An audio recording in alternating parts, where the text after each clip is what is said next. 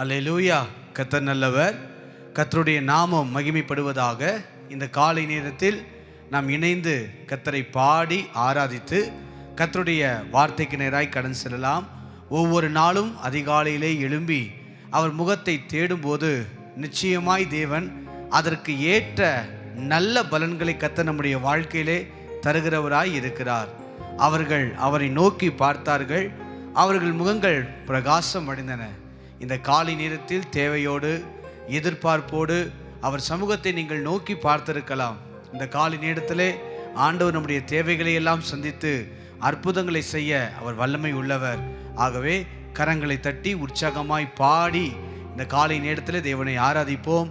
என்றும் ஆனந்தம் என் இயேசு தருகிறார், துதிப்பேன் துதிப்பேன் என்ற பாடலை கரங்கள் தட்டி உற்சாகத்தோடு நாம் இணைந்து பாடுவோம்.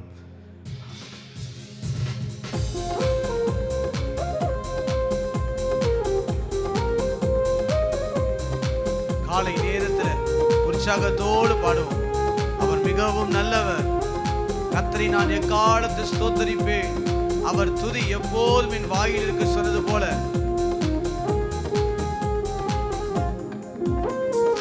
என்றும் ஆனந்தம் என் இயேசு தருகிறார். என்றும் ஆனந்தம் என் இயேசு தருகிறார். துதிப்பேன் துதிப்பேன் துதித்துக் கொண்டே இருப்பேன். உம்மை துதிப்பேன் துதிப்பேன் துதித்துக் கொண்டே இருப்பேன். அல்லேலூயா ஆனந்தமே, அல்லேலூயா ஆனந்தமே, அல்லேலூயா ஆனந்தமே, அல்லேலூயா ஆனந்தமே. உம்மை துதிப்பேன் துதிப்பேன் துதித்துக் கொண்டே இருப்பேன். உம்மை துதிப்பேன் துதிப்பேன் துதித்துக் கொண்டே. உள்ளத்தின் ஆழத்தில் சொல்லுங்க, என்றும் ஆனந்தம் என்றும் ஆனந்தம் என் இயேசு தருகிறார். என்றும் ஆனந்தம் என் இயேசு தருகிறார். உம்மை துதிப்பேன் துதிப்பேன் துதித்துக் கொண்டே இருப்பேன். உம்மை துதிப்பேன் துதிப்பேன் துதித்துக் கொண்டே இருப்பேன். உன்னதர் மறைவில் வல்லவர் நிழலில் என்றும் தங்குவேன். உன்னதர் மறைவில் வல்லவர் நிழலில் என்றும் தங்குவேன். தேவனை நோக்கி அடைக்கலம் பாறை என்றே சொல்லுவேன். தேவனை நோக்கி அடைக்கலம் பாறை என்றே சொல்லுவேன். அல்லேலூயா அல்லேலூயா ஆனந்தமே, அல்லேலூயா ஆனந்தமே. இன்று அல்லேலூயா ஆனந்தமே, அல்லேலூயா ஆனந்தமே. உம்மை துதிப்பேன் துதிப்பேன் துதித்துக் கொண்டே இருப்பேன். காலை நேரத்தில் உயர்த்தி ஓ எல்லா துதிக்கு மகிமைக்கு பாத்திரரே. தமது சிறகால் என்னை மூடி காத்து நடத்துவார். தமது சிறகால் என்னை மூடி காத்து நடத்துவார். அவரது வசனம் ஆவியின் பட்டயம் எனது கேடகம். அவரது வசனம் ஆவியின் பட்டயம் எனது கேடகம். அல்லேலூயா அல்லேலூயா ஆனந்தமே ஆனந்தமே, அல்லேலூயா ஆனந்தமே ஆமென். அல்லேலூயா ஆனந்தமே, அல்லேலூயா ஆனந்தமே. உம்மை துதிப்பேன் துதிப்பேன் துதித்துக் கொண்டே இருப்பேன். உம்மை துதிப்பேன் துதிப்பேன் துதித்துக் கொண்டே இருப்பேன். வழிகளில் எல்லாம் என்னை காக்க தூதர்கள் எனக்குண்டு. வழிகளில் எல்லாம் என்னை காக்க தூதர்கள் எனக்குண்டு. நம்பிக்கையோடு பாதம் கல்லில் போதாமல் காத்து கரங்களில் ஏந்துவார். பாதம் கல்லில் போதாமல் காத்து கரங்களில் ஏந்துவார்.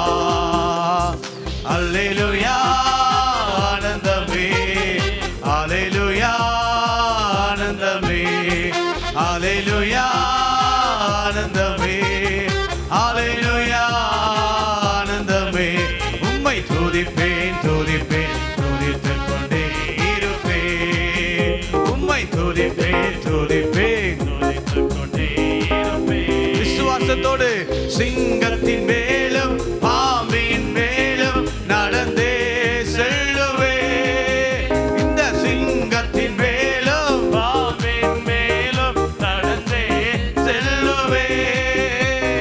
சாத்தானின் சகல வலிமையை வெல்ல அதிகாரம் எனக்குண்டு. சாத்தானின் சகல வலிமையை வெல்ல அதிகாரம் எனக்குண்டு. இன்று அல்லேலூயா உற்சாகமாய் அல்லேலூயா ஓ ஆனந்தமே ராஜாவே அல்லேலூயா ஆனந்தமே ஆமென் அல்லேலூயா ஆனந்தமே. உம்மை துதிப்பேன் துதிப்பேன் துதித்துக் கொண்டே இருப்பேன். உம்மை துதிப்பேன் துதிப்பேன் துதித்துக் கொண்டே இருப்பேன். இரவின் பயங்கரம் பகலில் அம்பு எதற்கோ பயமில்லை. நம்பிக்கையோடு சொல்லுங்க, எந்த பயங்கரங்கள் எந்த அம்புக்கும் பயமே இல்லை. எதற்கோ பயமில்லை. உன்னத தேவன் எனது அடைக்கலம் தங்கும் உறைவிடம். உன்னத தேவன் எனது அடைக்கலம் தங்கும் உறைவிடம். அல்லேலூயா அல்லேலூயா ஆனந்தமே ஆமே அல்லேலூயா ஆனந்தமே அல்லேலூயா ஆனந்தமே அல்லேலூயா ஆனந்தமே. உம்மை துதிப்பேன் துதிப்பேன் துதித்துக் கொண்டே இருப்பேன். உம்மை துதிப்பேன் துதிப்பேன் துதித்துக் கொண்டே இருப்பேன்.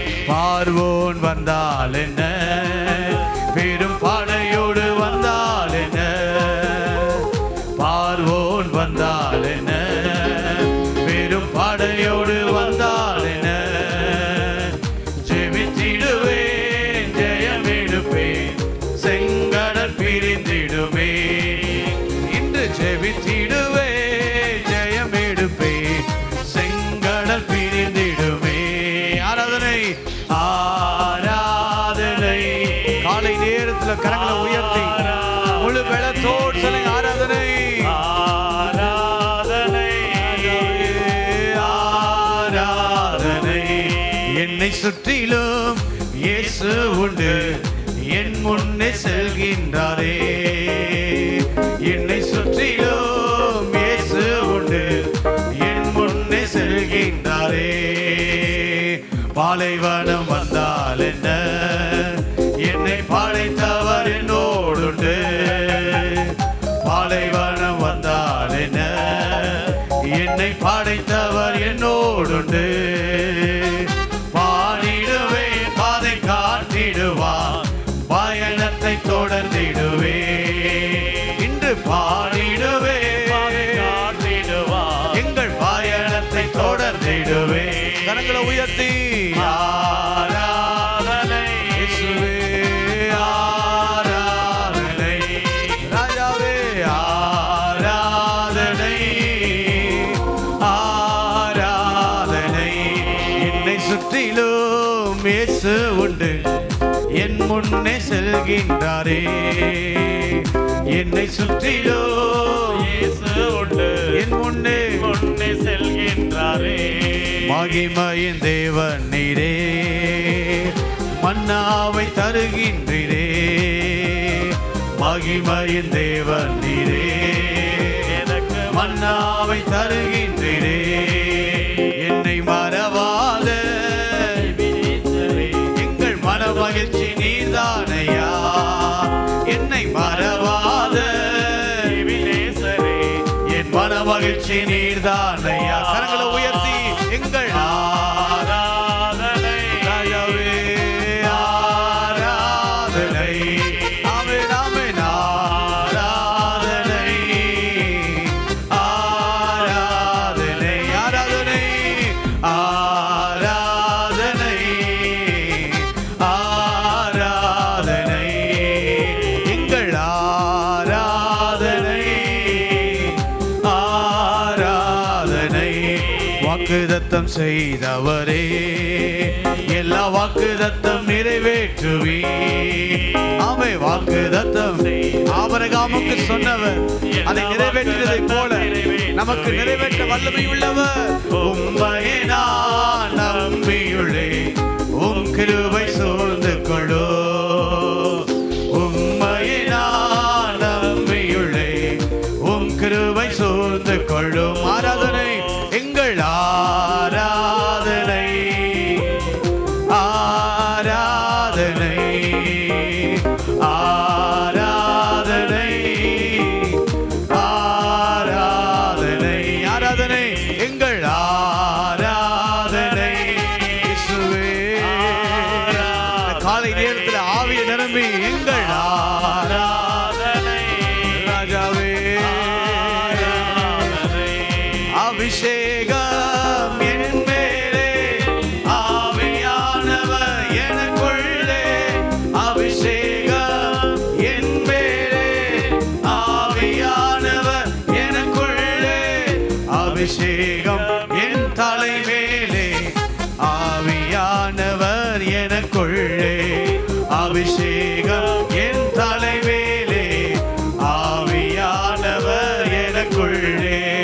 அபிஷேகம் என் மேலே, காலை நேரத்தில் ஒரு புதிய கிருபை. அபிஷேகம் என் மேலே, ஆவியானவர் எனக்குள்ளே.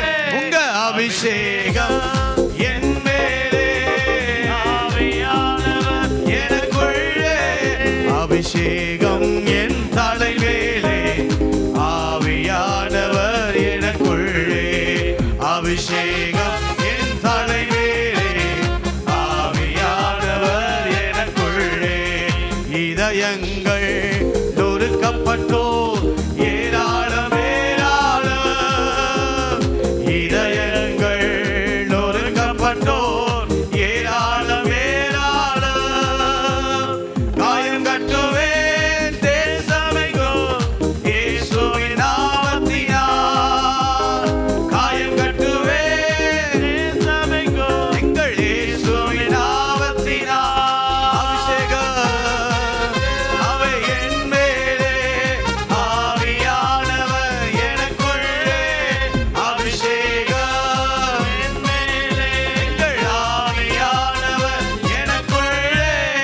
அபிஷேகம் என் தலை மேலே, ஆவியானவர் எனக்குள்ளே.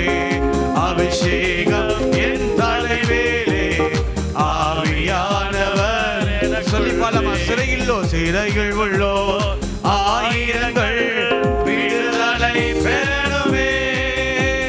சிறையில் உள்ளோர் ஆயிரங்கள் விடுதலை பெறணுமே. இன்று கட்டவிழ்க்கணும் கட்டவிழ்க்கணும், கட்டுக்களை உடைக்கணும். எல்லாம் கட்டவிழ்க்கணும் கட்டவிழ்க்கணும், கட்டுக்களை உடைக்கணும். அபிஷேகம் அபிஷேகம் என் மேலே, ஆவியானவர் எனக்குள்ளே. என்று அபிஷேகம் என் மேலே, ஆவியானவரே ஒரு ஊற்று உண்டாகட்டும். அபிஷேகம் என் தலை மேலே, ஆவியானவர் எனக்குள்ளே. அபிஷேகம் என் தலை மேலே, ஆவியானவர் எனக்குள். அபிஷேகம் அபிஷேகம் என் மேலே. காலை நேரத்தில் அப்படி ஆவியை நிரம்புங்க. ஓ நிரப்புகிறவர், இனி நிரப்புகிறவர், இனிமேல் அபிஷேகத்தை நிரப்புகிறவர். தடைகள் விலகட்டும், அற்புதங்கள் நடக்கட்டும், விடுதலை உண்டாகட்டும், தேவ பிரசன்னம் இறங்கட்டும். இயேசுவின் நாமத்தில் எல்லா கட்டுக்கள் விடுதலையாகட்டும். அபிஷேகம் என் மேலே, ஆவியானவர் எனக்குள்ளே. என்னை நீரப்பும் இயேசு தெய்வமே, இன்று நீரப்பும் உந்தன் ஆவியா. என்னை நீரப்பும் அவே இயேசு தெய்வமே, நிரப்புங்கப்பா நிரப்பும் உந்தன் ஆவியா. தேற்றர வாழன் பரிசுத்த ஆவி தேற்றிட வாழுவே. தேற்றர வாழன் ஆவி தேற்றிட வாழுவே. ஆற்றலை கொடுத்து அன்பால் நிரப்பும் ஆவியே வாழுவே.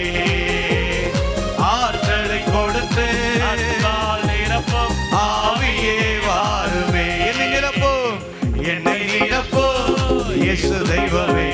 காலை நேரத்துல நிரப்புங்கப்பா, நிரப்புங்கப்பா. ஆமே ஓ இன்று நிரப்போ உந்தன் ஆவியா. வரங்களை கொடுத்து வாழ்வை அளிக்கும் வல்லலே வாருமே. வரங்களை கொடுத்து வாழ்வை அளிக்கும் வல்லலே வாருமே.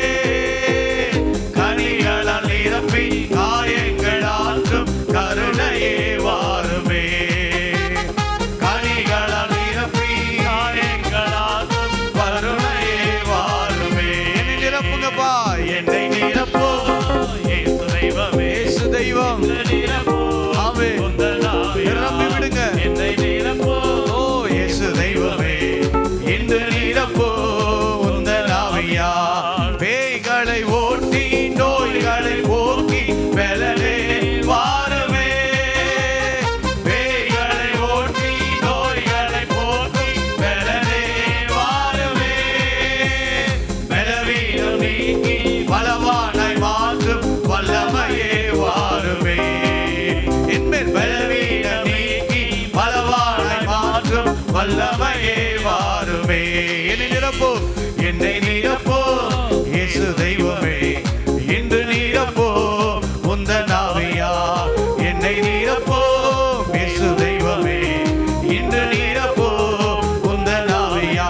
என்னை நிரப்போ இயேசு தெய்வமே. இன்று நிரப்போ உந்தன் ஆவியா. ஆவே என்னை நிரப்போ. இதை பாடும் பொழுது ஒரு அபிஷேக வல்லமாய், ஒரு அபிஷேக வல்லமாய். ஆவே என்னை நிரப்போ, நிரப்பி விடுங்கப்பா. யாரெல்லாம் அதிகாலையில் ஆராதிக்கிறாங்களோ தேவ மகிமை இறங்கட்டும், தேவ வல்லமை மூடட்டும். ஆமே உந்தன் ஆவியா. தேற்றரவாளன் பரிசுத்த ஆவி தேற்றிட வாருமே. தேற்றரவாளன் பரிசுத்த ஆவி தேற்றிட வாருமே. ஆற்றலை கொடுத்து அன்பால் நிரப்பும் ஆவியே வாருமே. என்னை ஆற்றலை கொடுத்து அன்பால் நிரப்பும் ஆவியே வாருமே. இன்று என்னை நிரப்போ இயேசு தெய்வமே. இன்று நிரப்போ உந்தன் ஆவியா. ஆமே என்னை நிரப்போ இயேசு தெய்வமே. ஆமே இந்த காலையில் நிரப்புங்கப்பா. இன்று என்னை நிரப்போ இயேசு தெய்வமே. இன்று நிரப்போ உந்தன் ஆவியா. அல்லேலூயா, அல்லேலூயா, அல்லேலூயா, அல்லேலூயா,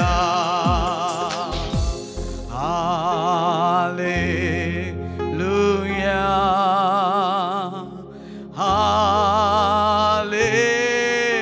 அல்லேலூயா.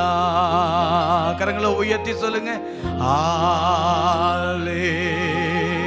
இந்த காலை நேரத்தில் அவர் முகத்தை பார்த்து சொல்லுங்க. ஆண்டவரே, என்னை மறவாதவர், என்னை நினைத்து கொண்டே இருக்கிற தேவனே.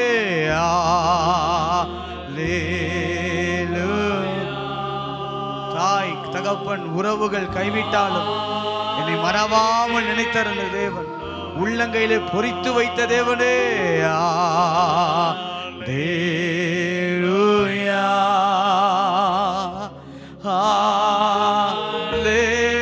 அல்லேலூயா.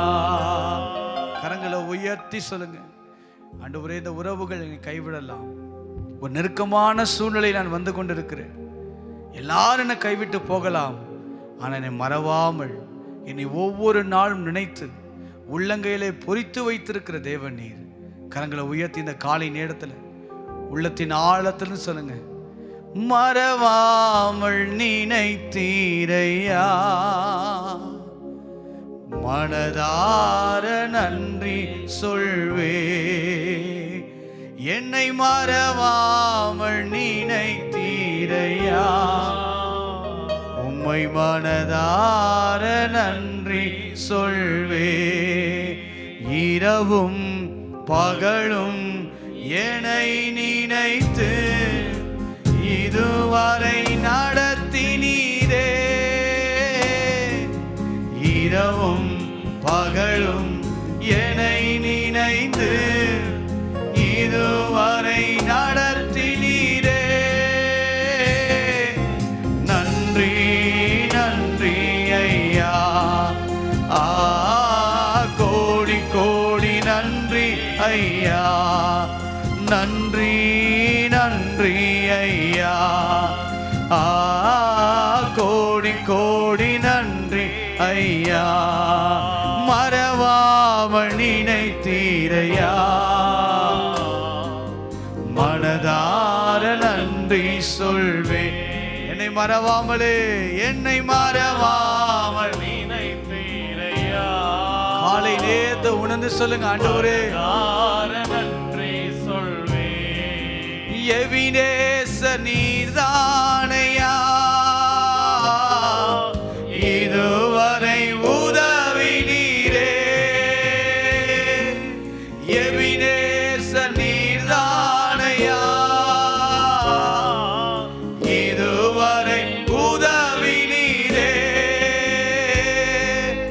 எல்ரோய் எல்ரோய் என்னையும் கண்டீரே, எப்படி நான் நன்றி சொல்வேன். எல்ரோய் எல்ரோய் எல்ரோய் என்னையும் கண்டீரே, எப்படி நான் நன்றி சொல்வேன். நன்றி நன்றி ஐயா, கோடி கோடி நன்றி ஐயா. நன்றி நன்றி ஐயா, கோடி கோடி நன்றி ஐயா. மறவாமல் நினைத்தீரையா, மனதார நன்றி. இந்த காலை நேரத்தில் முழு பலத்தோடு மறவாமல் நினைத்தீரையா, மனதார நன்றி சொல்வே. இரவும் பகலும் என்னை நினைத்து இதுவரை உதவி செய்தவரே. இரவும் பகலும் என்னை நினைத்து இதுவரை நடத்தினீரே. முழு பலத்தோடு நன்றி ராஜாவே, கோடி கோடி நன்றி ஐயா. நன்றி நன்றி ஐயா, கோடி கோடி நன்றி ஐயா. நன்றி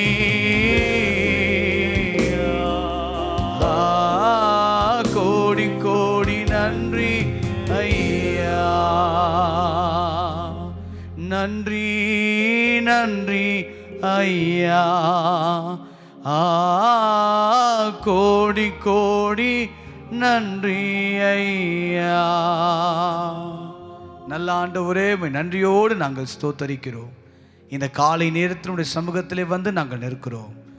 ஆண்டவரே, உறவுகள் மறக்கலாம், நண்பர்கள் மறக்கலாம், ஆண்டவரே கூட இருக்கிற எல்லாரும் மறக்கலாம்.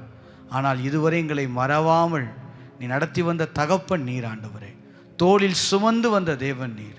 இந்த காலை நேரத்தில் எங்களை அர்ப்பணித்து நாங்கள் செபிக்கிறோம். எங்களை நடத்துவீராக.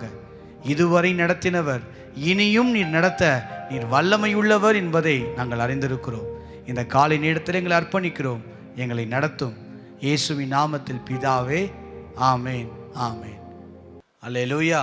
கர்த்தர் நல்லவர். இந்த காலை நேரத்தில் கர்த்தருடைய வார்த்தைக்கு நேராய் நாம் கடன் செல்வோம். இந்த காலை நேரத்தில் நான் பார்க்க போகிற செய்தியினுடைய தலைப்பு ஜெபம் முகவரி ஆகட்டும். வாசிக்கலாம். சகரியா 14வது அதிகாரம் 20வது வசனத்தை நாம் வாசிக்க கேட்போம்.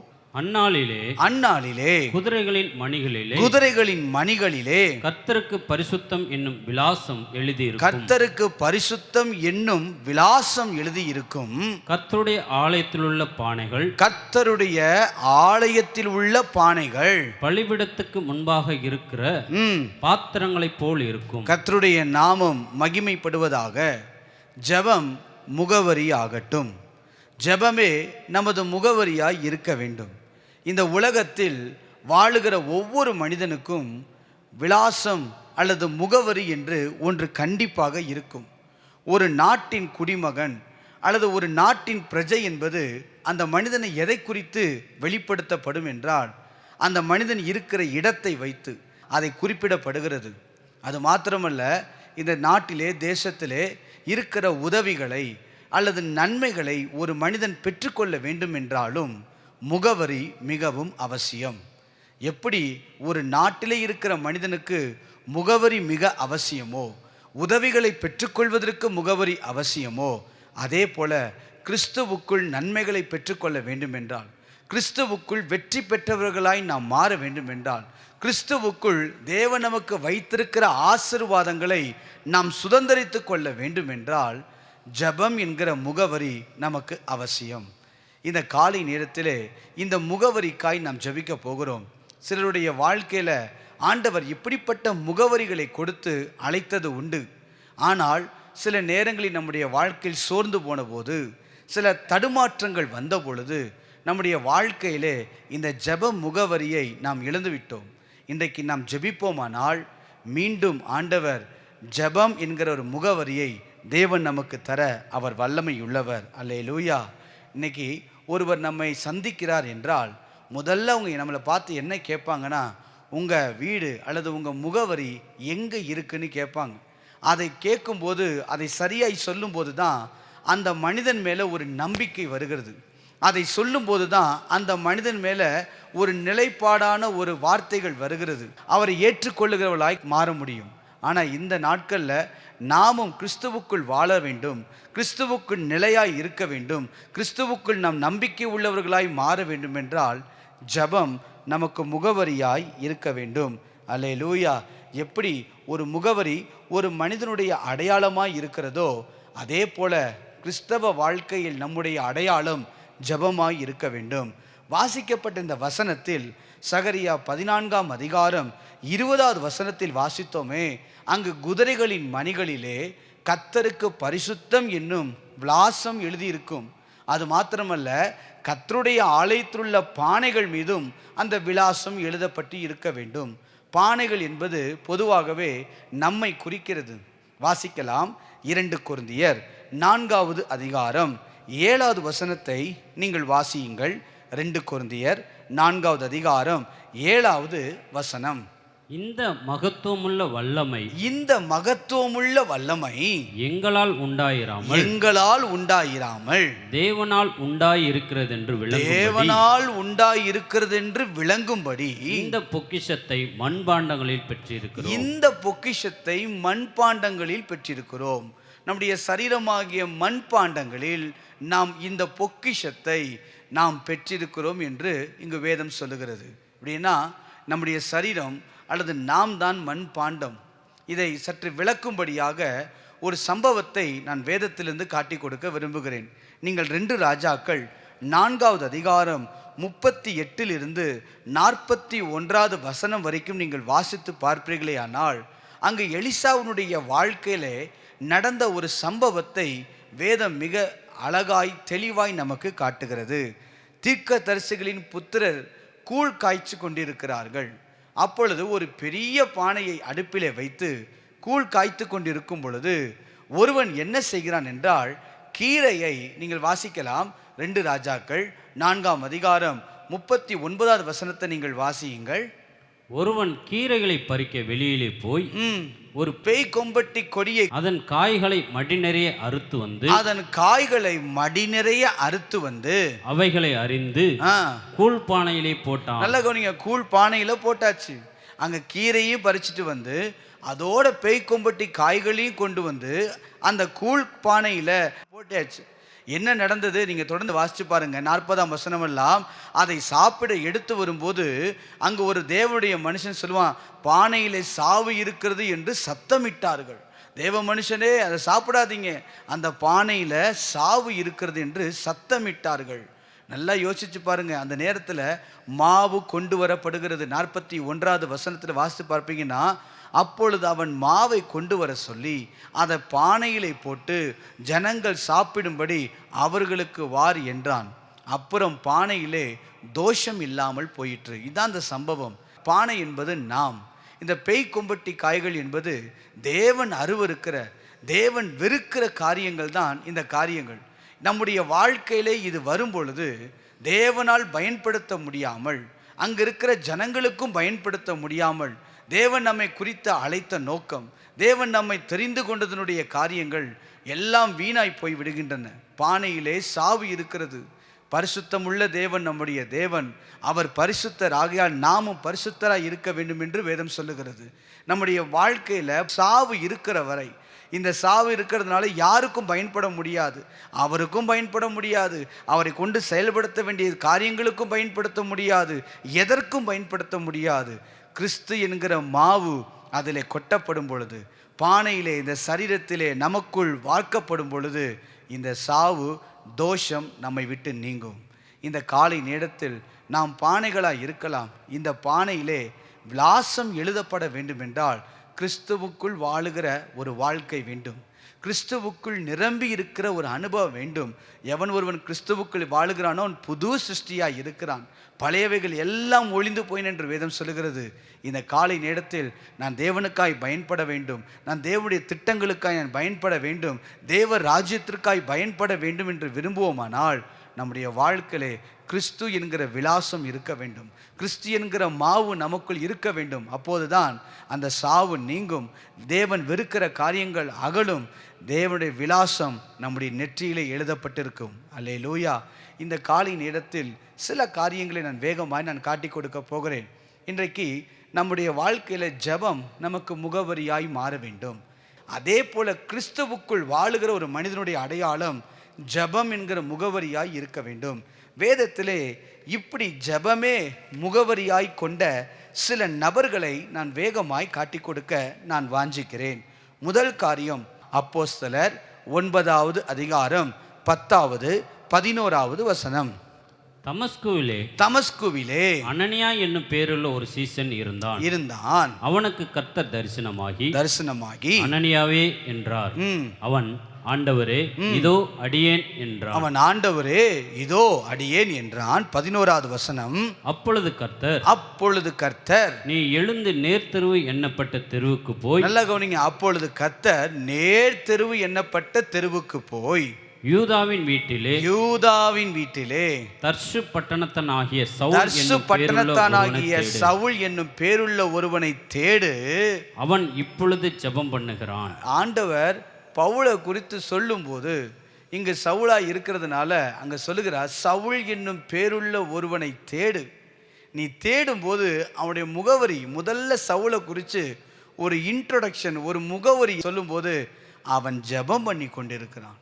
இன்றைக்கு நம்மை பார்த்து இப்படி மற்றவர்கள் சொல்ல வேண்டும். நீ இந்த தெருக்கு போப்பா, நீ இந்த இடத்துக்கு போ, அங்கே போய் இந்த ஜெபிக்கிற மனிதன் யார் என்று கேள் அப்படின்னு சொன்னால் அங்கே உடனே சொல்லுவாங்கன்னு சொல்லக்கூடிய அளவுக்கு ஜெபம் நமக்கு முகவரியாய் மாற வேண்டும்.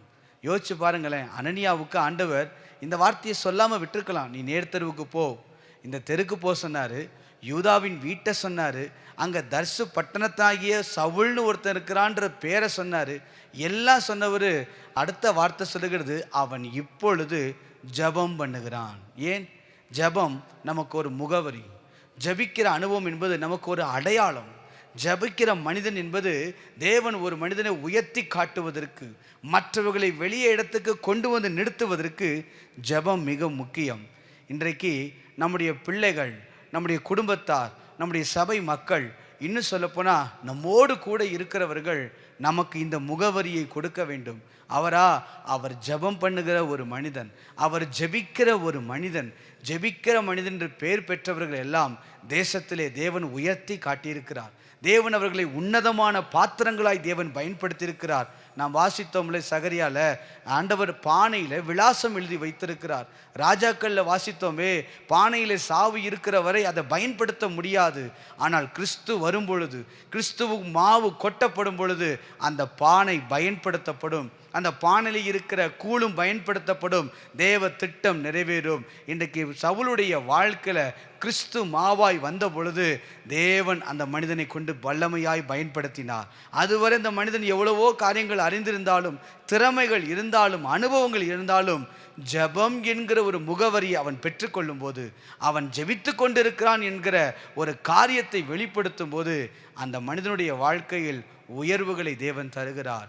இன்றைக்கு நல்லவன் என்கிற பெயரை வாங்குவதை விட, ஒரு சிறந்தவர் என்கிற பெயரை வாங்குவதை விட, ஒரு அன்புள்ளவர் என்கிற பெயரை வாங்குவதை விட, ஒரு ஜெபிக்கிற மனிதன் என்ற பெயரை வாங்குவோம் என்றால் அது நம்முடைய முகவரியாய் மாறும். அல்லேலூயா. இன்னைக்கு நீங்கள் பார்த்தீங்கன்னா சில பேர் சொல்லுவாங்க, அவர் ரொம்ப நல்லவர் அப்படின்னு சில பேரை பார்த்தோன்னே சொல்லுவாங்க. நீங்கள் இன்னொருத்தர் விசாரிச்சு பாருங்கள், அவர் ரொம்ப கோவப்படுவார். சிலருக்கு சில காரியங்கள் அடையாளமாய் மாறும். இன்னைக்கு இந்த காலை நேரத்தில் நாம் சொல்லணும், என்னுடைய அடையாளம் ஜெபமாய் மாற வேண்டும், என் முகவரி ஜெபமாய் மாற வேண்டும். இன்றைக்கு குடும்பத்தில் இருக்கிற நம்ம பிள்ளைங்க சொல்லணும், எங்கள் அப்பா ஜெபிக்கிறவர். கணவன் சொல்ல வேண்டும், என் மனைவி ஜெபிக்கிறவள்.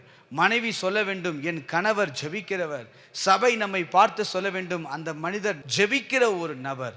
இப்படி ஜெபம் நமக்கு முகவரியாய் மாறும் என்றால் தேவன் நம்மை பயன்படுத்துவது நிச்சயம். ஜெபம் முகவரியானால் பவுலுடைய வாழ்க்கை நடந்த சில காரியங்களை வேகமாய் சொல்லுகிறேன். நீங்கள் பார்த்தீர்கள் என்றால் அப்போஸ்தலர் 16வது அதிகாரம் 13வது வசனத்தை நீங்கள் வாசியுங்கள். அப்போஸ்தலர் 16:13 வசனம். ஓய்வு நாளில் நாங்கள் பட்டணத்துக்கு வெளியே போய் ஆற்றின் அருகே வழக்கமாய் ஜெபம் பண்ணுகிற இடத்தில் உட்கார்ந்து. நல்ல கவனிங்க, ஜெபம் வழக்கமாய் மாறிச்சு பாருங்களேன். ஒரு மனிதனுடைய வாழ்க்கையில் முகவரி கிடைத்த உடனே அதை விடலை, அதை பிடிச்சிக்கிட்டா இருப்பாருங்களேன். சில நேரங்களில் முகவரி மாற்றிக்கிட்டே இருப்பாங்க. அவங்களால ஒரு ஸ்டாண்டர்ட் லைஃப்பில் இருக்க முடியாது. சில பேருடைய வாழ்க்கையில் இன்றைக்கி ஒரு மாதிரி இருப்பாங்க, நாளைக்கு ஒரு மாதிரி இருப்பாங்க. அப்படி இல்லை, இன்றைக்கி ஜெபம் நமக்கு முகவரியாய் மாற வேண்டும். நேற்று நல்லவங்களாக இருப்பாங்க, இன்றைக்கி கெட்டவங்களாக மாறுவாங்க. நாளுக்கு நாள் சில பேர் மாறிக்கொண்டே இருப்பாங்க குணாதிசயங்களில், சில பேர் மாறிக்கொண்டே இருப்பாங்க தங்கள் அடையாளங்களில். ஆனால் இன்றைக்கி காலையில் சொல்லுங்கள், ஜெபம் எனக்கு முகவரியாய் மாற வேண்டும்.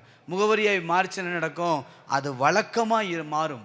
ஜெபிக்கிற அனுபவம் என்பது ஏதோ ஒரு நாள் அல்ல, தினமும் ஜெபிக்கிற அனுபவம் நமக்கு உண்டாகும். இரண்டாவது ஒரு கருத்தை வேகமாய் காட்டி கொடுக்கிறேன். அதே அப்போஸ்தலர் 16வது அதிகாரம் 25வது வசனத்தை நீங்கள் வாசியுங்கள். அப்போஸ்தலர் 16:25. நடுராத்திரியிலே பவுலும் சீலாவும் ஜெபம் பண்ணி தேவனை துதித்து பாடினார்கள். காவலில் வைக்கப்பட்டவர்கள் அதை கேட்டு கொண்டிருந்தார்கள். அடுத்து ரெண்டாவது, இந்த ஜெபிக்கிற முகவரி பெற்ற மனிதன் எப்படி தெரியுமா இருப்பாரு? வருகிற போராட்டங்களில் எத்தனை கஷ்டங்கள் வந்தாலும் அந்த ஜெபத்தை விடவே முடியாது. நீங்க யோசிச்சு பாருங்க, அங்க கைகள் கட்டப்பட்டு இருக்கின்றன, கால்கள் கட்டப்பட்டிருக்கின்றன, பயங்கர உடல் வலி, எல்லாம் வேதனை, சோதனை எல்லாம் இருக்குது. ஆனால் இந்த நேரத்தில் அவங்க ஜெபம் பண்ணி தேவனை துதித்து பாடினார்கள். எவ்வளவு பிரச்சனை வந்தாலும், எவ்வளவு போராட்டங்கள் வந்தாலும், ஜெபத்தை முகவரியாய் கொண்ட மனிதனுடைய வாழ்க்கை எப்படி இருக்கும்னா, அந்த போராட்டங்களிலும் ஜெபிக்கிறவனாய் இருப்பான், தனக்கு வந்த பாடுகளிலும் ஜெபிக்கிற மனிதனாய் இருப்பான், தனக்கு வந்த கடினமான சூழ்நிலைகளிலும் ஜெபிக்கிற ஒரு மனிதனாய் வாழ முடியும். இப்பேற்பட்ட அனுபவம் பவுலுக்கு இருந்தது. இப்பேற்பட்ட அனுபவம் ஏன் இருந்தது? அவன் முகவரி ஜெபமாவே இருந்தது. ஆரம்பத்திலே ஆண்டவர் சொல்றாரு, அவன் முகவரி எப்படி தெரியுமா? ஜெபம் பண்ணி கொண்டிருக்கிறான். நேர்த்தெருவுக்கு போ, அங்க போ, எல்லாம் சொல்லப்பட்டாலும் அங்க வேதம் மிக அழகாய் சொல்லுகிறது, அவன் இப்பொழுது ஜெபம் பண்ணுகிறான். இந்த நேரத்தில் கூட அவன் ஜெபம் பண்ணிக்கிட்டு இருக்கிறான்ப்பா. அவன் முகவரி ஜெபமாய் மாறினது. அப்படிப்பட்ட மனிதனுடைய வாழ்க்கையில் ஜெபம் வழக்கமாய் மாறினது. அப்படிப்பட்ட மனிதனுடைய வாழ்க்கையில் போராட்டங்களிலும் ஜெபிக்க முடிந்தது. இன்னொரு வசனத்தை காட்டி கொடுக்கிறேன். அப்போஸ்தலர் 28வது அதிகாரம் 8வது வசனத்தை நீங்கள் வாசியுங்கள். அப்போஸ்தலர் 28வது அதிகாரம் 8வது வசனம். அங்க பாருங்க, பவுல் அவனிடத்திற்கு போய் ஜெபம் பண்ணி அவன் மேல் கைகளை வைத்து அவனை குணமாக்கினான். அப்ப என்ன அர்த்தம்? அற்புதங்கள் செய்கிற காரியங்களை கர்த்தர் அந்த மகன் மூலமாய் வெளிப்படுத்தினார். இந்த காலை நேரத்தில் என்னை தேவன் பயன்படுத்த வேண்டும். முன்னாடியே சொன்னேன், அந்த பானையிலே சாவு இருக்கும் வரை அதை பயன்படுத்த முடியாது. அதை பயன்பாடாய் மாற வேண்டும் என்றால் கிறிஸ்து நமக்கு முகவரியாய் மாற வேண்டும். ஜெபிக்கிற அனுபவம் நமக்கு முகவரியாய் மாற வேண்டும். இன்னைக்கு பவுலுடைய வாழ்க்கையில ஜெபம் முகவரியாய் மாறினதுனால பவுலை கொண்டு தேவன் அற்புதமான காரியங்களை தேவன் செய்தார். பவுல் கைகளை வைத்த போது அநேக சொஸ்தம் பண்ணதாக வேதத்திலே வேதத்திலே அநேக காரியங்கள் நாம் பார்க்க முடியும். இந்த அனுபவம் எப்படி தெரியுமா பவுலுடைய வாழ்க்கையில் மாறினது? வாசிக்கலாம். கொலேசியர் 4வது அதிகாரம் 2வது வசனத்தை நீங்கள் வாசியுங்கள். கொலேசியர் 4வது அதிகாரம் 2வது வசனம். இடைவிடாமல் ஜெபம் பண்ணுங்கள், ஸ்தோத்திரத்துடன் ஜெபத்தில் விழித்திருங்கள். அதே போல 1 தெசலோனிக்கேயர் 5ஆம் அதிகாரம் 17ஆம் வசனத்தை நீங்க வாசிச்சு பாருங்க. 1 தெசலோனிக்கேயர் 5ஆம் அதிகாரம் 17வது வசனம்.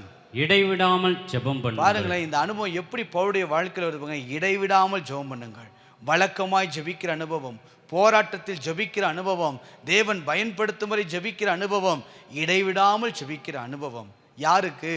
ஜபத்தை முகவரியாய் கொண்ட ஒரு மனிதனுக்கு. ஜபமே அடையாளமாக, ஜபத்தை முகவரியாய் நாம் விரும்புவோம் என்றால் இந்த அனுபவங்களை எல்லாம் கர்த்தர் நமக்கு தருவார். மீண்டும் சொல்லுகிறேன், நம்முடைய பிள்ளைகள் அப்பா ரொம்ப நல்லவர் என்று சொல்வதை விட, என் அப்பா ஒரு கடின உழைப்பாளி என்று சொல்வதை விட, என் அப்பா ஒரு சிறந்தவர் என்று சொல்வதை விட, என் அப்பா ஒரு ஜெபிக்கிறவர் என்று நம்முடைய பிள்ளைகள், நம்முடைய சமுதாயம், நம்முடைய குடும்பம் சொல்லும் என்றால், ஒரு ஜெபிக்கிற மனிதன் என்று சொல்லுவென்றால் அதுதான் நமக்கு பெரிய அடையாளம். அல்லேலூயா. பவுலுடைய வாழ்க்கையில் ஜெபம் முகவரியாய் மாறினது. பவுலுடைய முகவரி என்ன தெரியுங்களா? ஜெபம் பண்ணி கொண்டிருந்தான். ஜெபம் பண்ணுகிறான். பவுலுடைய முகவரி முதல்ல ஜெபம் பண்ணுகிறான்ப்பா, இப்பொழுது ஜெபம் பண்ணுகிறான். 2வது ஒரு நபரை நான் காட்டிக் கொடுக்கிறேன். அப்போஸ்தலர் 10வது அதிகாரம் 2வது வசனத்தை நாம் வாசிக்கலாம். 2வது ஒரு நபரை காட்டிக் கொடுக்கிறேன். அப்போஸ்தலர் 10வது அதிகாரம் 2வது வசனம். அவன் தேவ பக்தி உள்ளவனும் தன் வீட்டார் அனைவரோடும் தேவனுக்கு பயந்தவனுமாய் இருந்து ஜனங்களுக்கு மிகுந்த தர்மங்களை செய்து எப்பொழுதும் தேவனை நோக்கி ஜெபம் பண்ணி கொண்டிருந்தான். அங்க பாருங்க, இப்பொழுது அவன் ஜெபம் பண்ணுகிறான். இங்க 2வது ஒரு மனிதனுடைய முகவரி கொர்நேலியை குறித்து சொல்லப்படுகிறது. எப்பொழுதும் தேவனை நோக்கி ஜெபம் பண்ணி கொண்டிருந்தான். ஆண்டவர் ஒரு மனிதனை குறித்து வேதத்தில் முகவரியாய் ஒரு அடையாளமாய் வெளிப்படுத்தும் போது பாருங்களேன், இப்படிப்பட்ட அனுபவம் நமக்கு வரணும்.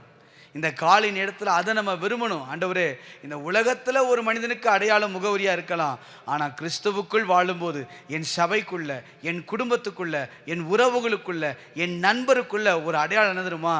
நான் ஜெபிக்கிறவன் என்கிற ஒரு முகவரியை, ஒரு அடையாளத்தை, ஒரு விலாசத்தை எனக்கு தாங்க ஆண்டவரே என்று ஜெபிக்கணும். முதல்ல பவுலுடைய வாழ்க்கையில் பார்த்தோம், இப்பொழுது ஜெபம் பண்ணுகிறான்.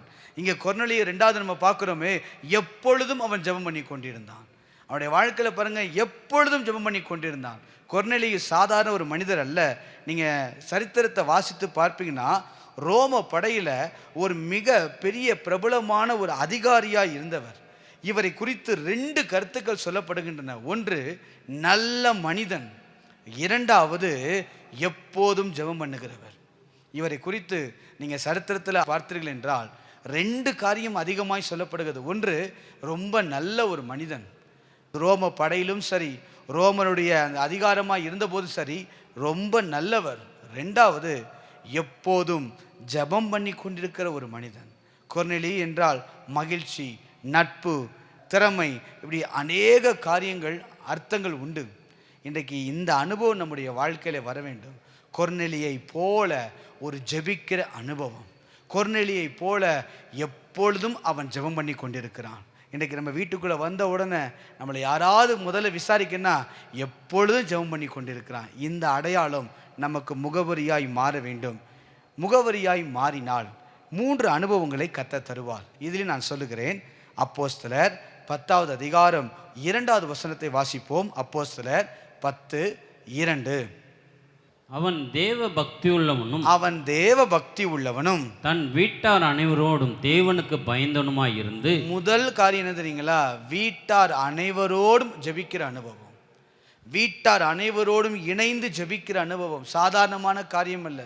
இன்னைக்கு வீட்டில் ஒருவரை கொண்டு வரதே பெரிய கஷ்டம். ஆனால் அங்கே கொர்நேலியுடைய வாழ்க்கையில் அவன் எப்பொழுதும் ஜெபிக்கிறவனாய் இருந்ததினால், ஜெபம் அவனுடைய வாழ்க்கையில் அடையாளமாய் முகவரியாய் இருந்ததுனால, அவன் வீட்டார் அனைவரோடும் அவன் என்ன செய்தான்? ஜெபிக்கிறவனாய் இருந்தான்.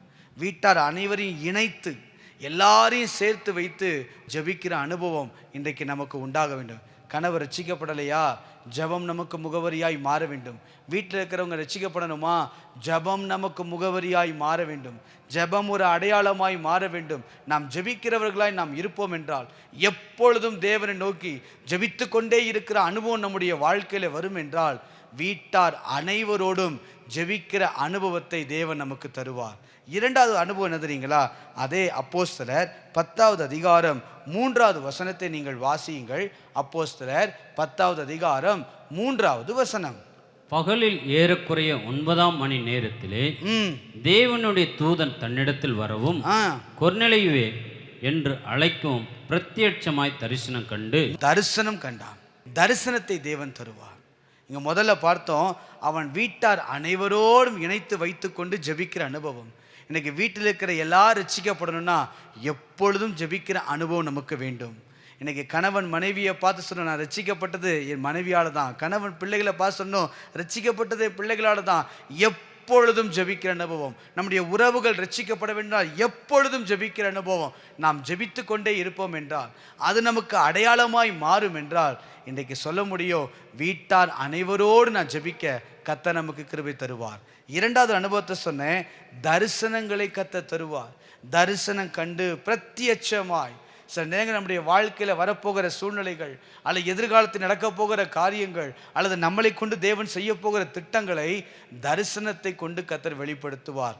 மூன்றாவது, எப்பொழுதும் ஜெபிக்கிற ஒரு மனிதனாய் முகவரியாய் நாம் மாறுவோம் என்றால் மூன்றாவது தேவன் கொடுக்கிற அனுபவம் அப்போஸ்தலர் 10ஆம் அதிகாரம் 4வது வசனத்தை நீங்கள் வாசியுங்கள். அப்போஸ்தலர் 10வது அதிகாரம் 4வது வசனம். அவனை உற்று பார்த்து பயந்து ஆண்டவரே என்ன என்றான். அப்பொழுது அவன் உன் ஜெபங்களும் உன் தருமங்களும் தேவனுக்கு நினைப்பூட்டுதலாக அவர் சந்நிதியில் வந்து எட்டி இருக்கிறது. நல்ல கவனிங்க, அவனை உற்று பார்த்து பயந்து ஆண்டவரே என்ன என்றான். அப்பொழுது அவன் உன் ஜெபங்களும் உன் தருமங்களும் தேவனுக்கு நினைப்பூட்டுதலாக அவர் சந்நிதியில் வந்தெட்டிட்டுன்னு சொன்னான். மூன்றாவது அனுபவம் தெரியுங்களா? நம்முடைய ஜெபம், நம்ம செய்கிற கிரியைகள் தேவ சமூகத்தில் பிரியமாக இருக்கும். இந்த காலை நேரத்தில் என் ஜெபம் தேவ சமூகத்திலே எட்ட வேண்டும், என் விண்ணப்பத்திற்கு தேவன் பதில் தர வேண்டும், என் விண்ணப்பத்தை தேவன் கேட்க வேண்டும் என்று விரும்பினால் எப்பொழுதும் ஜெபம் பண்ணுகிற ஒரு முகவரி நமக்கு தேவை. எப்பொழுதும் ஜெபித்து கொண்டிருக்கிற அனுபவம். அங்கு பவுலை குறித்து வேதம் சொல்லுகிறது, அவன் சவுலாய் இருந்த பொழுது இப்பொழுது அவன் ஜெபம் பண்ணி கொண்டிருக்கிறான். அந்த நபர் வாழ்க்கையில் இப்பொழுது இந்த பிரசன்ட்டை நீ போய்ப்பார் அனனியா, இப்பொழுது அவன் ஜெபம் பண்ணி கொண்டிருக்கிறான். அந்த வார்த்தை அவனுக்கு முகவரியாய் மாறினது. இன்றைக்கு கொர்நேலியுடைய வாழ்க்கையில் யோசிச்சு பாருங்க, எப்பொழுதும் அவன் ஜெபம் பண்ணி கொண்டிருந்தான். இதே போல எப்பொழுதும் ஜெபிக்கிற ஒரு அனுபவம் நம்முடைய வாழ்க்கையிலே முகவரியாக இருக்கும் என்றால் இந்த 3 ஆசீர்வாதங்களையும் கர்த்தர் தருவார். நம்முடைய வீட்டார் அனைவரோடும் இணைந்து ஜெபிக்க தேவன் உதவி செய்வார். ரெண்டாவது, தரிசனங்களை கர்த்தர் நமக்கு தருவார்.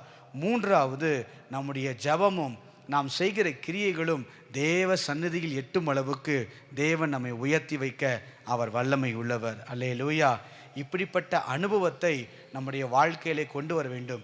மீண்டும் மீண்டும் சொல்லுகிறேன், உழைப்பாளி என்று நம்முடைய குடும்பத்தார் சொல்வதை விட ஒரு கடினமான ஒரு பிரயாசப்படுகிற ஒரு மனிதன் என்கிற பெயரை வாங்குவதை விட, இன்னும் சொல்லப்போனால் நல்ல ஊழியம் செய்கிறவர் என்று பெயரை வாங்குவதை விட என் தகப்பன், என்னுடைய சகோதரன், என்னுடைய கணவர் அல்லது சபையில் இருக்கிற நபர்கள் நம்ம பார்த்து சொல்லணும், இவருடைய முகவரி ஜெபிக்கிற மனிதன். ஜெபம் நமது முகவரியாய் மாறட்டும். அல்லேலூயா. மூன்றாவது கருத்தை நான் சொல்லுகிறேன், வாசிக்கலாம். லூக்கா 2வது அதிகாரம் 36, 37 வசனங்களை நாம் வாசிக்கலாம். லூக்கா 2வது அதிகாரம் 36வது 37வது வசனம். ஆசேருடைய கோத்திரத்தாலும் பானுவேலின் குமாரத்தியுமாகிய அன்னாள் என்னும் ஒரு தீர்க்கதரிசி இருந்தால் அவள் கன்னி பிரயாத்தில் விவாகமானது முதல் 7 வருஷம் புருஷனுடனே வாழ்ந்தவளும் அதிக வயது சென்றவளுமாய் இருந்தாள். ஏறக்குறைய 84 வயதுள்ள அந்த விதவை, பாருங்களேன், ஏறக்குறைய 84 வயதுள்ள அந்த விதவை தேவாலயத்தை விட்டு நீங்காமல் இரவும் பகலும் உபவாசித்து ஜெபம் பண்ணி ஆராதனை செய்து கொண்டிருந்தார். முதல்ல ஒரு மனிதரை காட்டி கொடுத்தேன், இப்பொழுது ஜெபம் பண்ணுகிறான். ரெண்டாவது ஒரு மனிதரை காட்டி கொடுத்தேன், எப்பொழுதும் தேவனை நோக்கி ஜெபம் பண்ணி கொண்டிருக்கிறான். மூன்றாவது நபரை காட்டி கொடுக்கிற அன்னாளை குறித்து இரவும் பகலும் உபவாசித்து ஜெபம் பண்ணி கொண்டிருக்கிறார். இவங்க மூணுடைய வாழ்க்கையை யோசிச்சு பாருங்களேன். அவங்களுடைய முகவரியே ஜெபம். பவுலை குறித்து சவுலை குறித்து சொல்லும் பொழுது முதல் காரியம் அவன் ஜெபம் பண்ணி கொண்டிருக்கிறான். கொர்நேலியை குறித்து சொல்லப்படும் பொழுது அவன் ஜெபம் பண்ணுகிறான். அடுத்து அன்னாளை குறித்து இங்கு வேதம் முகவரியாய் காட்டும் பொழுது இரவும் பகலும் உபவாசித்து ஓயாமல் தேவனுடைய ஆலயத்திலே இருந்து என்ன செய்கிறான்? ஜெபித்து கொண்டிருக்கிறான். இன்னைக்கு அன்னாளை போல ஒரு ஜெப முகவரி நமக்கு தேவை. சாமுவேலுடைய தாயார் அல்ல, இங்கே வேதம் சொல்லுகிறது 36வது வசனத்தை நாம் வாசித்தோமானால் பானுவேலின் குமாரத்தியாகிய அன்னாள். இன்னைக்கு அன்னாள்னு சொன்ன உடனே சாமுவேலுடைய தாயார் தான் நினைப்பு வரும். ஆனால் இங்கே பானுவேலின் குமாரத்தியாகிய அன்னாள். இவருடைய வாழ்க்கையில் திருமண காரியங்கள் யோசித்து பாருங்களேன். எவ்வளவு பிரச்சனை வந்தது, எவ்வளவு போராட்டங்களை சந்தித்த ஒரு தாய் என்றால், தன்னுடைய சிறு வயதிலேயே ஒரு 7 வருஷம்தான் புருஷனோட வாழ்ந்தான்னு வேதம் சொல்கிறது. 7 வருடம்தான். ஆனால் சரித்திர ஆசிரியர்கள் சொல்கிறாங்க 60 ஆண்டுகளுக்கு மேலாக ஜபத்திலே உறுதியாய் இருந்தாங்களாம். 60 ஆண்டுகளுக்கு மேலாக 84 வயதிலும் உபவாசத்தோடு இருந்தாலும். யோசித்து பார்த்தா ஆலயத்தில் இரட்சகரை காணும் வரை இருந்தாலாம். இன்னைக்கு அப்படிப்பட்ட அனுபவம் நமக்கு வர வேண்டும். அல்லேலூயா. இந்த காலை நேரத்தில் எப்படிப்பட்ட ஒரு முகவரி நமக்கு வேண்டும்? ஆலயத்தில் வந்து நல்ல பாட்டு பாடுவார், இல்லை நல்ல ஆராதிப்பார், இல்லை அதெல்லாம் ஒரு பக்கம் இருந்தாலும் ஆலயத்துக்குள்ளே வரும்போது நம்மளை பார்க்குறவங்க சொல்லணும், இவர் நல்ல ஜெபிக்கிற ஒரு மனிதன், இந்த சகோதரி நல்ல ஜெபிக்கிற ஒரு சகோதரி. ஜபம் நமக்கு முகவரியாய் மாற வேண்டும். 84 வயதிலும் தன்னுடைய வாழ்க்கையிலே அநேக பாடுகள். சற்று யோசித்து பாருங்களேன், 7 வருஷம்தான். அதற்கப்புறம் அவள் வயது சென்றவரை 84 வயது வரை அவருடைய வாழ்க்கையில் சந்தித்த போராட்டங்கள் எவ்வளவு இருக்கும், அன்னாளுடைய வாழ்க்கையில் சந்தித்த பிரச்சனைகள் எவ்வளவு இருக்கும். அதையெல்லாம் தாண்டி ஒரு உறுதியாய் 60 ஆண்டுகள் உறுதியாய், இன்னும் சொல்லப்போனால் 84 வயதிலும் உபவாசத்தில் உறுதியாய், இரட்சகரை காணுவேன் என்று ஆலயத்தில் உறுதியாய், அன்னாளை போல ஒரு முகவரி நமக்கு வேண்டும். கிடைத்தது என்ன? 3 அனுபவங்களை காட்டி கொடுக்கிறேன். ஒன்று, இரட்சகரை கண்டால். இரட்சகரை கண்டால் யாருக்குமே கிடைக்காத ஸ்லாக்கியம். முதல் வருகையில் இருந்த இயேசு கிறிஸ்துனுடைய வருகையிலே இரட்சகரை கண்ட அந்த காரியங்கள். லூக்கா 2ஆம் அதிகாரம் 32வது வசனத்தை நீங்கள் வாசியுங்கள். லூக்கா 2:32வது வசனம். உம்முடைய இரட்சணியத்தை என் கண்கள் கண்டது என்றான். நல்லா யோசிச்சு கவனிங்க. இன்னைக்கு அப்படிப்பட்ட அனுபவம் நமக்கு வர வேண்டும். இரட்சகரை அவள் கண்டாள், புகழ்ந்து பாடி ஆராதித்தாள். அடுத்து 2வது, தரிசனம் நிறைவேறினது. அந்த மகளை வைத்ததுக்கான திட்டம், தரிசனங்கள் நிறைவேறும். நம்மை குறித்த திட்டங்கள், தரிசனங்கள் நிறைவேறும். 3வது, முதல் வருகையிலே பங்கெடுத்தாள். எவ்வளவு மேன்மை பாருங்களேன். முதல் வருகையிலே பங்கெடுத்தாள். நீங்கள் வாசிச்சு பாருங்கள். லூக்கா 2ஆம் அதிகாரம் 38வது வசனத்தை வாசிச்சு பாருங்க. வாசிக்கலாம். லூக்கா 2:38.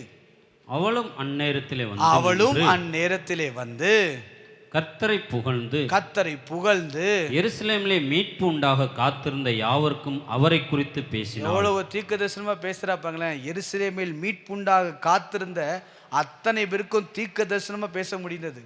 இன்னைக்கு இந்த அனுபவம் நமக்கு வர வேண்டும். ஏன் வந்தது? அன்னாளுக்கு ஜெபம் முகவரியாய் மாறினது. இன்னைக்கு நமக்கு ஜெபம் முகவரியாய் மாறும் என்றால் இரட்சகரை காணும் அனுபவம் நமக்கு உண்டாகும்.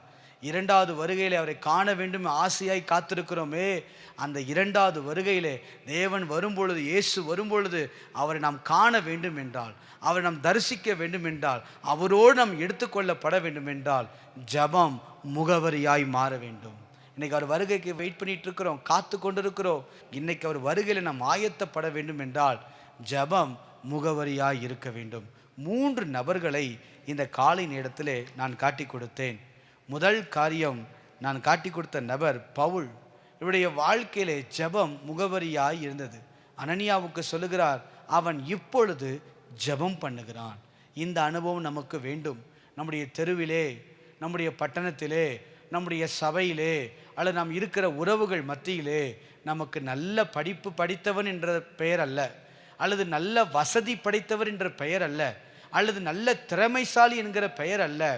என்ன பெயர் வேண்டும் என்றால், அவன் ஜெபம் பண்ணுகிறவன், அவர் ஜெபிக்கிற ஒரு மனிதர் என்கிற முகவரி நமக்கு வேண்டும்.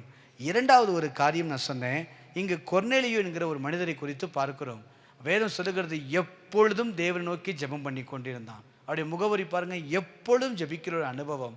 இந்த அனுபவம் நமக்கு வர வேண்டும். வந்தால் வீட்டார் அனைவருக்கு முன்பதாக, முன்னாடியே சொன்னபடி, பிள்ளைகள் என் அப்பா கடின உழைப்பாளி என்று சொல்வதை விட, என் அப்பா எனக்காக ஆஸ்தி சேர்த்து வைத்தார் என்று சொல்வதை விட, என் அப்பா ரொம்ப நல்லவர் என்று சொல்வதை விட, நம்முடைய குடும்பம் நம்மளை பார்த்து சொல்ல வேண்டும், என்னுடைய கணவர், என்னுடைய தகப்பன், என்னுடைய சகோதரர் நல்ல ஜெபிக்கிற ஒரு மனிதர். இது நமக்கு முகவரியாய் மாற வேண்டும். அதற்கான ஆசீர்வாதங்களையும் பார்த்தோம். மூன்றாவது ஒரு நபரை பார்த்தோம். புதிய ஏற்பாட்டில் இருக்கிற விதவை தாய் அன்னாள். அவங்களுடைய வாழ்க்கையில் பார்த்தோம், இரவும் பகலும் உபவாசித்து ஜெபம் பண்ணி ஆராதனை செய்து கொண்டிருந்தார். அவருடைய வாழ்க்கையில் நடந்தது என்ன? இரட்சகரை காணக்கூடிய கிருபை கிடைத்தது. அவரை குறித்து பேசக்கூடிய நன்மைகள், வார்த்தைகள் கிடைத்தது. இன்றைக்கு இப்படிப்பட்ட அனுபவங்கள் நமக்கு வர வேண்டும். சபைக்குள்ளே வந்து நம்மை பார்த்து நல்லா பாடுறாங்க என்பதை விட, நல்ல ஊழியம் செய்கிறாங்க என்பதை விட, நல்ல ஜெபிக்கிற ஒரு மனிதர் என்ற பெயரை, ஒரு முகவரியை நாம் அடைவோமானால் கர்த்தர் நம்மை ஆசீர்வதிப்பது நிச்சயம். ஜெபம் நமது முகவரியாய் மாறட்டும். தொடர்ந்து கர்த்தருடைய வசனங்களை நாம் பார்க்கலாம். இப்போ கண்களை மூடி நாம் ஜெபிப்போம். ஆண்டவரே, இந்த 3 பேருக்குடைய ஒரு அனுபவம் எங்கள் வாழ்க்கையில் வரட்டும். என் வாழ்க்கையில் ஜெபம் ஆண்டவரே முகவரி ஆகட்டும். அர்ப்பணித்து ஜெபிக்கிறவங்க கரங்களை உயர்த்தி ஜெபம் பண்ணுங்க. ஆண்டவரே, கொர்நேலியை போல என் வீட்டார் அனைவரும் பார்க்கத்தக்க அளவில் நான் ஜெபிக்கிற ஒரு மனிதனாய் மாற வேண்டும். என் பட்டணம், தெரு, ஆண்டவரே என் சபை பார்க்கத்தக்கதாய், ஆண்டவரே சொல்லத்தக்க அளவாய் பவுலை போல ஒரு ஜெபிக்கிற அனுபவம் எனக்கு வேண்டும். சபையிலே எல்லா ஜனங்களும் பார்த்து பிரமிக்கத்தக்க அளவில் ஜெபிக்கிற ஒரு மனிதனாய் நான் மாற வேண்டும். அப்படிப்பட்ட கிருபையை கர்த்தர் இந்த காலை நேரத்தில் எங்களுக்கு தருவீராக. ஆண்டவரே, இந்த காலை நேரத்தில் இப்படி ஜெபித்து கொண்டிருக்கிற ஒவ்வொருடைய வாழ்க்கையிலும் ஜெபம் முகவரியாய் மாறட்டும். ஜெபிக்கிற ஒரு வாஞ்சை உண்டாகட்டும். ஜெபிக்கிற ஒரு அனுபவம் உண்டாகட்டும். ஜெபமே இவர்கள் வாழ்க்கையாய் மாறட்டும். இந்த உலகம் கொடுக்கிற முகவரி ஒன்று இருக்கலாம், ஆனால் பரலோகத்திலிருந்து ஒரு சப்தம், ஜெபிக்கிற மனிதன், ஜெபிக்கிற மனிதர், ஜெபிக்கிற மனுஷி, ஜெபிக்கிற சகோதரி என்கிற ஒரு விலாசம், ஒரு முகவரி எங்களுக்கு உண்டாகும்படி இயேசுவின் நாமத்தில் நாங்கள் கேட்டுக்கொள்கிறோம். இந்த காலை நேரத்தில் ஜெபத்தை பதிவிட்டு கொண்டிருக்கிற ஒவ்வொருவரையும் கர்த்தர் ஆசீர்வதிப்பீராக. ஒவ்வொருடைய வாழ்க்கையிலும் ஜெபிக்கும் பொழுதே அற்புதங்கள் நடக்கட்டும், அதிசயங்கள் நடக்கட்டும், வியாதிகள் மாறட்டும், கடன்கள் மாறட்டும், அற்புதங்கள் நடக்கும்படி நாங்கள் ஜெபிக்கிறோம். உம்முடைய ஆளுகைக்குள் அர்ப்பணிக்கிறேன் இயேசு கிறிஸ்துவின் நாமத்தில் பிதாவே, ஆமேன், ஆமேன். சேர்ந்து சொல்லுவோம், என் ஆத்துமாவே கர்த்தரை ஸ்தோத்திரி, என் முழு உள்ளமே பரிசுத்த நாமத்தை ஸ்தோத்திரி.